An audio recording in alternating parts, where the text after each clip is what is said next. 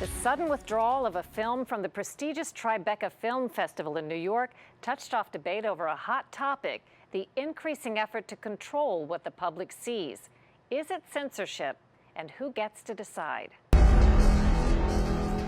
film that sparked the controversy is Vaxxed. Oh my God, I cannot believe we did what we did, but we did.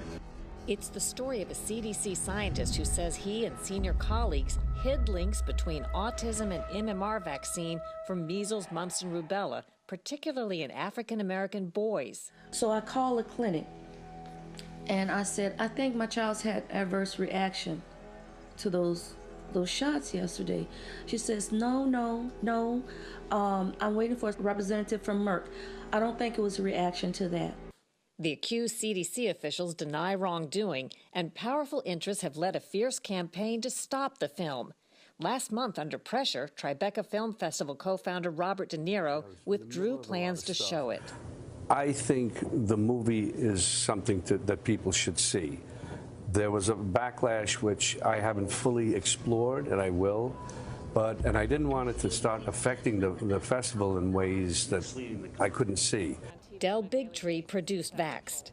What the people have just seen with Vaxxed being pulled from Tribeca is censorship. It's the power of corporations over media. The whole episode has ignited a larger debate over control of ideas in the media.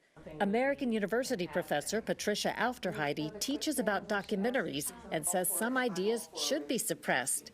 She defends the decision to stop Vaxxed, in part because she claims it's scientifically inaccurate, though it should be pointed out she hasn't seen it. Who gets to decide what's accurate and what should be shown? So is this the I'm not a scientist argument? I'm just asking the question. The answer is that we expect to learn something from the considered process of science.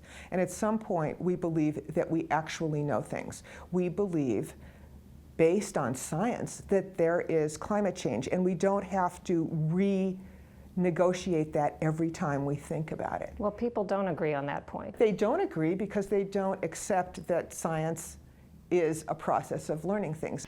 That doesn't make any sense to me whatsoever. That's a very closed and narrow way of thinking about things. Libby Handros is among the award-winning filmmakers who complain that special interests, corporations, and sponsors too often find ways to block their work. That includes some of her own films. This one 25 years ago about Donald Trump. Nothing marked the end of the 1980s, the decade of greed, more than the downfall of Donald Trump. And more recently, her documentary about wind power. It's pretty close to shore. Why not put it there? Clearly, he underestimated his opposition. It's not as free and open as we'd like to think it is. So Vaxxed is not the first documentary, certainly, to face obstacles in trying to get distributed. No, it's not, and it won't be the last one, unfortunately. I mean, when works get killed, people find reasons to justify the murder. They do. Mark Crispin Miller is a professor of media studies at New York University. See, this is what makes this kind of inexplicit censorship so effective. It isn't like the state, tromping in and saying, you can't do this. It's not the Chinese way, it's the American way. And it leaves no fingerprints, you see. So people don't even know that stuff has been censored, and that's actually the most worrisome kind of censorship. Do you consider it censorship if a film festival decides not to run a film? Do you consider it censorship if you decide not to pick up a particular topic rather than another one for your TV show? Okay. Philip Nelson is director of the Manhattan Film Festival, which picked up Vaxxed after it was dropped by Tribeca. What's your view of what should be allowed to be seen at a film festival? Well, I don't think a film festival should be the mainstream media. I think an independent film festival should be something that gives filmmakers an opportunity to express their views and thoughts without worrying about what sponsors or what certain groups think.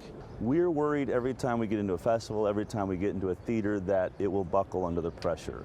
So I think most of this is just sort of hired bloggers that try to scare a theater. They'll say that there's going to be picketing, there'll be violence. None of it happens. I mean, if you look around here, there's no picketers. Everybody's totally peaceful. So I think it's mostly imaginary. A lot of them think this is the very place where alternate viewpoints and maybe minority viewpoints should be heard. I'm all for a range of viewpoints being heard. I think that's terrific. I'm not for deliberate misinformation on something that is a settled issue. Vaxxed has been canceled under pressure from additional venues, but also picked up by theaters in at least a dozen states.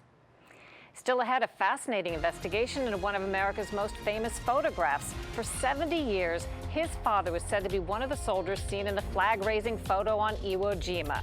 It turns out he might not have been in that picture at all. We'll talk to the son about the unfolding mystery.